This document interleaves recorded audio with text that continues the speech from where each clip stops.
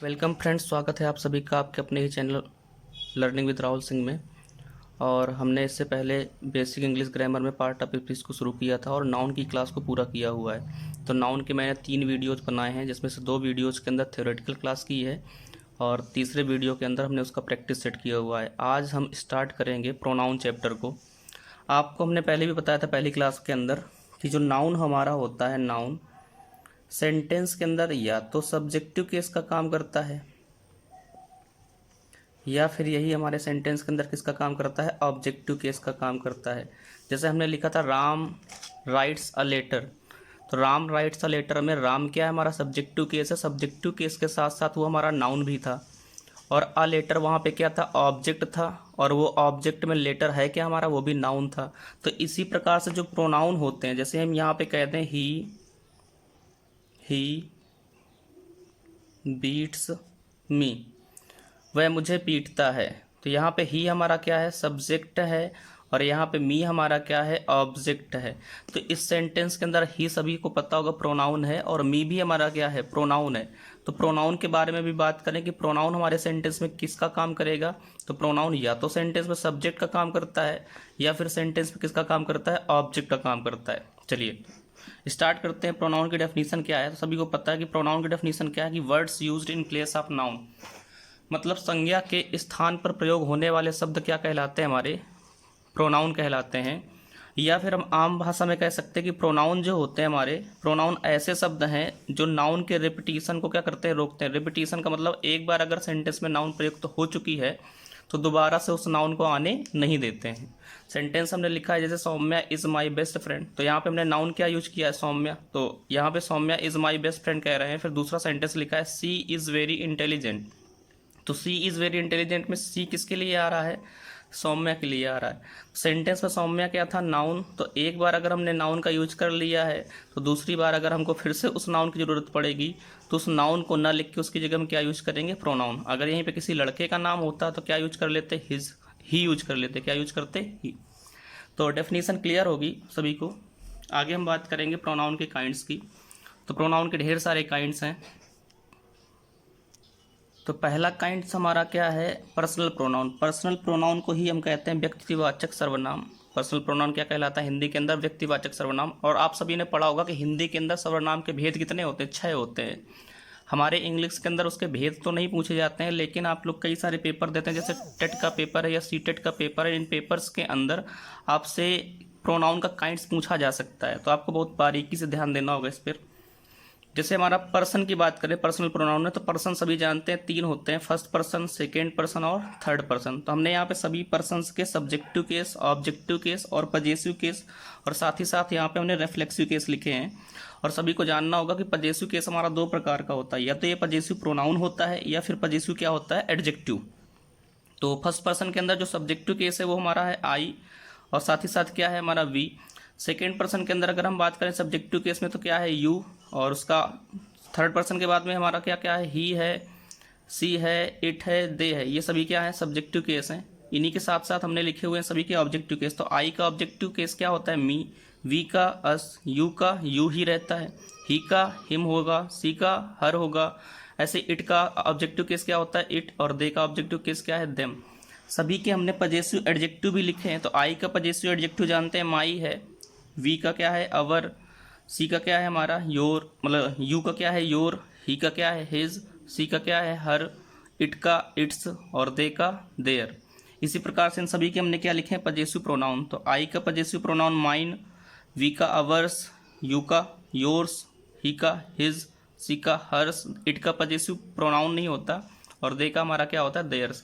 ये सभी के हमने क्या लिखे हैं, रिफ्लेक्सिव प्रोनाउन। तो आई का रिफ्लेक्सिव प्रोनाउन माई सेल्फ, ऐसे आगे है अवर सेल्फ्स।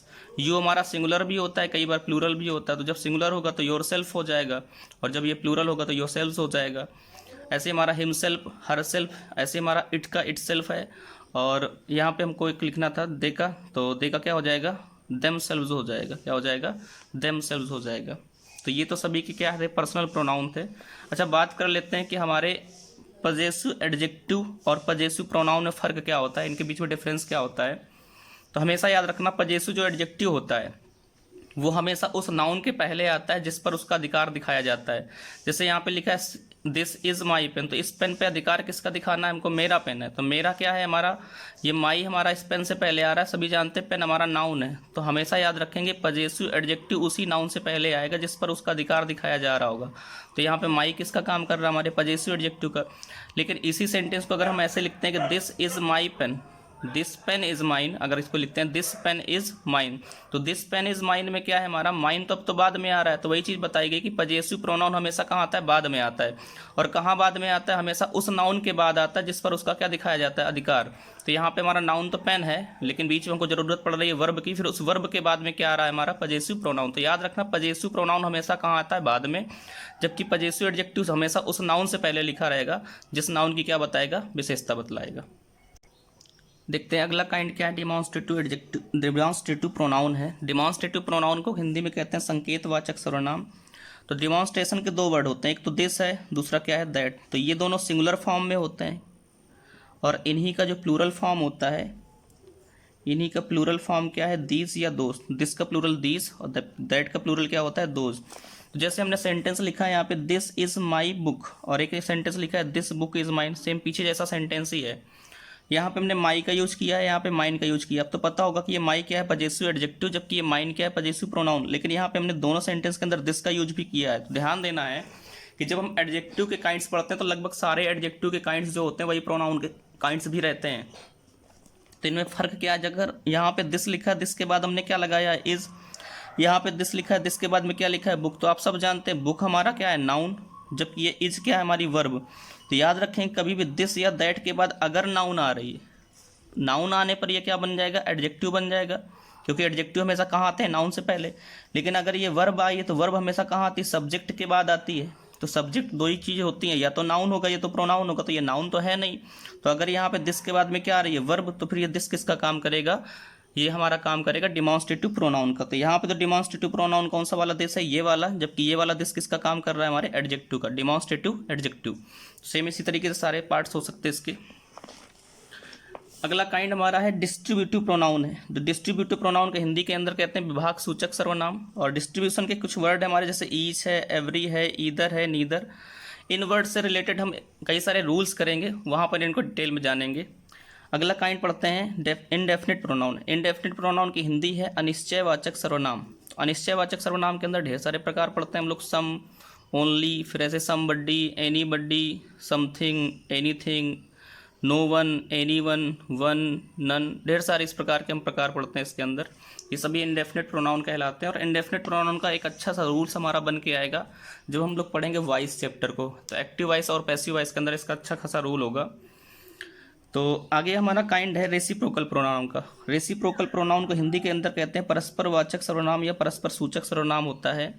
तो इसके दो वर्ड हैं, एक तो ईच अदर है, दूसरा हमारा वन अदर है, वन एन अदर है। तो ईच अदर कहाँ यूज होता है, जब हमारे दो लोगों के बीच की बात होती है तो यूज होता है हमारा ईच अदर। जब दो से ज़्यादा लोगों की बात होगी तो वहाँ पे क्या यूज करेंगे हम लोग, मोर देन टू के लिए यूज करेंगे वन एन अदर का। और याद रखना है कि जो हमारा रेसिप्रोकल प्रोनाउन होता है ये म्यूचुअल रिलेशनशिप को दर्शाता है। म्यूचुअल का मतलब परस्पर में। तो जैसे एग्जाम्पल लिखा है हमने, Ram and Shyam love each other. तो यहाँ पे कितने लोग हैं, दो लोग हैं, एक राम है और दूसरा कौन है, हमारा श्याम है। और दो लोगों की बात हो रही है तो यहाँ पे ईच अदर का यूज कैसा हमारा सही है। नीचे वाले जबकि सेंटेंस के अंदर हमने क्या लिखा है कि Reena, Tina and Meena are three friends. यहाँ पे कितने फ्रेंड्स हो गए हैं, थ्री फ्रेंड्स। अब कह रहा कि दे love each other very much. तो यहाँ पे तो तीन लोग हैं ना, तो ईच अदर का यूज कैसा हो जाएगा, गलत। तो यहाँ पे क्या यूज होना चाहिए था, वन एन अदर। तो याद रखेंगे जब दो लोगों के बीच में म्यूचुअल रिलेशनशिप को दर्शाना होगा तो म्यूचुअल रिलेशनशिप के लिए दो लोगों के लिए क्या यूज करना है आपको, ईच अदर। जबकि जब दो से ज़्यादा की बात करेगा तो किसका यूज करेंगे आप लोग, वन एन अदर का यूज करेंगे। इसी में हमारा अगला काइंड जो है वह है हमारे, एक तो हमारा है रेफ्लेक्सिव प्रोनाउन जिसको हम लोग कहते हैं निजवाचक सर्वनाम, और एक हमारा है इम्फेटिक प्रोनाउन जिसको हम कहते हैं दृढ़ता सूचक सर्वनाम। तो इनमें ज़रा जानते हैं क्या अंतर है। कि याद रखना कि जब सेंटेंस में हमारे ऑब्जेक्ट ना हो तो वर्ब का जो प्रभाव है या वर्ब का इम्पैक्ट सब्जेक्ट पर ही पड़ता है। अर्थात हम ये जानते हैं कि वर्ब जो होती है, वर्ब का प्रभाव जिस पर पड़ता है वो हमारा क्या कहलाता है, ऑब्जेक्ट। तो जब सेंटेंस में ऑब्जेक्ट है ही नहीं तो वर्ब का प्रभाव किस पे पड़ेगा, तो वर्ब का प्रभाव पड़ेगा डायरेक्ट जाके सब्जेक्ट पर। तो यही है कि सब्जेक्ट का जो कार्य कर रहा है, सब्जेक्ट ऑब्जेक्ट ना होने पर सब्जेक्ट द्वारा किए गए कार्य का प्रभाव सिर्फ सब्जेक्ट पर ही पड़ रहा है। तो इसी चीज़ का क्या हो रहा है, वहाँ पर रिफ्लेक्शन हो रहा है।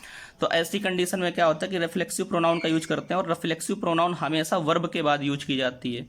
तो सेंटेंस में हम देख सकते हैं, जैसे यहाँ पे एक सेंटेंस लिखा है वी एंजॉयड लास्ट संडे, तो ये लास्ट संडे तो हमारा टाइम है। आगे हम बात करेंगे कि टाइम और प्लेस हमारा कभी भी सेंटेंस में ऑब्जेक्ट नहीं हो सकते हैं, तो इस सेंटेंस के अंदर ऑब्जेक्ट नहीं है, और जिन सेंटेंस में ऑब्जेक्ट नहीं होता उन सेंटेंस में प्रयुक्त होने वाली वर्ब इंट्रांसिटिव वर्ब होती है, अकर्मक क्रिया होती है। तो इस कंडीशन में क्या किया हमने, यहाँ पे एक नीचे सेंटेंस लिखा है, यहाँ पे जैसे लिखा कि we enjoyed a movie last Sunday, तो यहाँ पे कह रहा है कि हमने एंजॉय किया, लास्ट संडे तो टाइम है लेकिन किस चीज़ का एंजॉय किया है, अ मूवी का एंजॉय किया है। तो इस सेंटेंस में तो ऑब्जेक्ट है लेकिन ऊपर वाले सेंटेंस में ऑब्जेक्ट नहीं है, तो जब ऑब्जेक्ट ना दिया हो तो वर्ब के बाद हमें ज़रूरत पड़ेगी। तो इन्होंने एंजॉय किया, किस चीज़ में किया, खुद में ही एंजॉय कर डाला, तो क्या यूज करेंगे यहाँ पे, इस सब्जेक्ट का रिफ्लेक्सिव प्रोनाउन यूज करना पड़ेगा। तो याद रखना है कि रिफ्लेक्सिव प्रोनाउन का यूज कब होगा, जब सेंटेंस में ऑब्जेक्ट नहीं होगा, अर्थात सब्जेक्ट के द्वारा किया गया जो कार्य होगा वो कैसा होगा, रिफ्लेक्टेड होगा। तो इस कंडीशन में हम लोग वर्ब के बाद में क्या यूज कर लेंगे, रिफ्लेक्सिव प्रोनाउन। और रिफ्लेक्सिव प्रोनाउन हो या एम्फेटिक प्रोनाउन हो, इन सब के वर्ड्स हमने आपको यहाँ पे लिख दिए हैं, दोनों के वर्ड सेम है, तो इनमें अंतर को बस समझना कि अंतर दोनों में क्या हो सकता है। एम्फेटिक प्रोनाउन में क्या कह रहे हैं कि जब सब्जेक्ट जोर देता है, अपनी बात पे क्या करेगा, जोर देगा, तो हमेशा सब्जेक्ट के बाद यूज होगा हमारा एम्फेटिक प्रोनाउन। तो जैसे यहाँ पे लिखा है I myself wash my cloth, मतलब इसकी लड़ाई हो गई भाई घर में सभी से, तो खुद अपने कपड़े धो रहा है, तो कह रहा है I myself wash my cloth, मैं अपने खुद कपड़े धोऊंगा। और यहाँ पे कह रहा है he himself will do this work, तो वह स्वयं यह कार्य करेगा। तो यहाँ पे याद रखना कि वर्ड सारे यही हैं, जितने यहाँ पे लिखेंगे यही हमारे रिफ्लेक्सिव प्रोनाउन भी बनेंगे और यही हमारे एम्फेटिक प्रोनाउन भी बनेंगे। लेकिन इन दोनों में अंतर क्या होगा कि अगर ये सब्जेक्ट के बाद आ रहा है तो ये कौन सा प्रोनाउन कहलाएगा, एम्फेटिक प्रोनाउन। अगर यही सारे वर्ड हमारे कहाँ पे आएंगे, वर्ब के बाद आएंगे, तो क्या कहलाएगा, हमारा रिफ्लेक्सिव प्रोनाउन कहलाएगा। इसकी डिटेलिंग और भी करेंगे हम इसके रूल्स के अंदर। बाकी अगला काइंड देखते हैं। अगला जो काइंड है वो हमारा है इंटेरोगेटिव प्रोनाउन का। इंटेरोगेटिव प्रोनाउन को हम कहते हैं प्रश्नवाचक सर्वनाम। तो प्रश्नवाचक सर्वनाम के कुछ वर्ड जैसे who, whom, what, where, when, how, which etcetera. तो याद रखिए सभी लोग, इंटेरोगेटिव जो प्रोनाउन होते हैं वो सेंटेंस के स्टार्टिंग में आते हैं, और सेंटेंस की एंड कहाँ से होगा, फिर क्वेश्चन मार्क से होगा। आप सभी जानते हो जो इंटेरोगेटिव प्रोनाउन होंगे सेंटेंस के शुरू में आएंगे, और जब भी सेंटेंस के शुरू में आएंगे तो याद रखना होगा, जब भी सेंटेंस के शुरू में आएंगे तो ये हमारे क्या कहलाते हैं, क्वेश्चन वर्ड कहलाते हैं। क्या कहलाते हैं, क्वेश्चन वर्ड के नाम से जाने जाते हैं। तो याद रखना, जिनको आप क्वेश्चन वर्ड कहते हैं वही हमारे क्या कहलाते हैं, इंटेरोगेटिव प्रोनाउन। जैसे कि एग्जांपल हमने लिया है हु आर यू, तो हु आर यू में हु के तुरंत बाद क्या आई है, वर्ब, और सेंटेंस के लास्ट में क्या आ रहा है, हमारा क्वेश्चन मार्क। इसी प्रकार से नीचे सेंटेंस लिखा है हुम डू यू लव, तो फिर से वही चीज़ आ रही है कि हुम आया है सबसे पहले, उसके बाद में वर्ब आई है, और क्वेश्चन मार्क से सेंटेंस को क्या किया गया, खत्म। सेम वर्ड हमारे यही एक अगला काइंड है हमारा, जिसको हम कहते हैं रिलेटिव प्रोनाउन। तो रिलेटिव प्रोनाउन के अंदर भी यही सारे वर्ड होंगे, तो फिर अंतर क्या होगा उनके यूज से समझेंगे। तो रिलेटिव प्रोनाउन के अंदर भी हमने यही सारे वर्ड लिखे हैं, who, whom, what, where, when, how, which, whose. एक नया वर्ड लिया हमने दैट। लेकिन ये सेंटेंस में कहाँ आ रहे थे, शुरुआत में आ रहे थे इंटेरोगेटिव प्रोनाउन, लेकिन ये कहाँ आते हैं, सेंटेंस के बीच में आएंगे। तो एग्जाम्पल एक लिया, जैसे हमने लिखा है यहाँ पे he is the man who help me last night, ये वही आदमी जिसने मेरी सहायता की थी लास्ट नाइट। तो ये हु का यूज किया है, लेकिन अब की बार ये हु कहाँ पे आ रहा है, सेंटेंस के बीच में आ रहा है। तो याद रखिए कि जब भी ये वर्ड हमारे सेंटेंस के बीच में आएंगे तभी क्या कहलाएंगे, ये रिलेटिव प्रोनाउन कहलाएंगे। और याद रखो, ये रिलेटिव जो प्रोनाउन होते हैं हमारे एक प्रकार के कंजंक्शन होते हैं, और कंजंक्शन का काम क्या होता है, सब्जेक्ट को सब्जेक्ट से जोड़ना, या फिर एक क्लॉज को दूसरी क्लॉज से जोड़ना, या फिर दो सेंटेंसेस को आपस में जोड़ने का काम करते हैं। लेकिन रिलेटिव प्रोनाउन जो होते हैं हमारे, ये सबऑर्डिनेटिंग कंजंक्शन कहलाते हैं। क्या कहलाते हैं, हमारे सबऑर्डिनेटिंग कंजंक्शन। और सबऑर्डिनेटिंग कंजंक्शन से हमारे बनते हैं जो सेंटेंस, वो सेंटेंस क्या होते हैं, हमारे कॉम्प्लेक्स सेंटेंस होते हैं। कौन से सेंटेंस होते हैं, सबऑर्डिनेटिंग कंजंक्शन के यूज से बने हुए सेंटेंस हमारे कॉम्प्लेक्स सेंटेंस होते हैं। तो अच्छा, आपने ध्यान दिया हो कभी, तो जितने भी हमने ये वर्ड लिखे हैं ये सारे वर्ड आप लोगों ने ध्यान दिया होगा, कभी ना कभी ये यूज किए होंगे। कहाँ यूज किए हैं, थोड़ा सा याद करके बताइए। तो ये सारे वर्ड आप लोगों ने ध्यान दिया हो, तो जब हम लोग डायरेक्ट इनडायरेक्ट पढ़ते हैं, और डायरेक्ट इनडायरेक्ट में जब इंटेरोगेटिव वाले डायरेक्ट इनडायरेक्ट पढ़ते हैं, तो वहाँ पे ध्यान दिया है कि जो क्वेश्चन वर्ड वाले हमारे डायरेक्ट स्पीच होते थे उनको जब इनडायरेक्ट बनाते थे तो कंजंक्शन हम इन्हीं वर्ड को ही बनाते थे ना। तो याद रखना आज से कि जितने भी इनडायरेक्ट में लिखे हुए सेंटेंस होते हैं, इनडायरेक्ट स्पीच के हर एक सेंटेंस को हम लोग कौन सा सेंटेंस कहेंगे, कॉम्प्लेक्स सेंटेंस कहेंगे। तो जितने भी टेट और सी टेट का पेपर देने वाले लोग हैं उनसे हमारे से पेपर के अंदर एक सेंटेंस का काइंड भी पूछा जाता है। तो याद रखना होगा, जब भी हमें इस प्रकार के कंजंक्शन बीच में दिखेंगे या सेंटेंस के बीच में जब भी ये वर्ड आएंगे तो सेंटेंस कौन सा होगा, कॉम्प्लेक्स सेंटेंस होगा। या इनडायरेक्ट स्पीच में लिखा हुआ कोई भी सेंटेंस है वो भी क्या होगा, हमारा कॉम्प्लेक्स सेंटेंस ही होगा। तो धन्यवाद। आज की क्लास में हम लोगों ने सारे काइंड्स को जाना है, प्रोनाउन के डेफिनेशन को जाना है। अगली क्लास में हम प्रोनाउन के रूल्स पढ़ेंगे और फिर उसके बाद में एक क्लास लेंगे जिसमें हम उनके क्या करेंगे, कुछ एग्जाम्पल्स लेके सॉल्व करेंगे।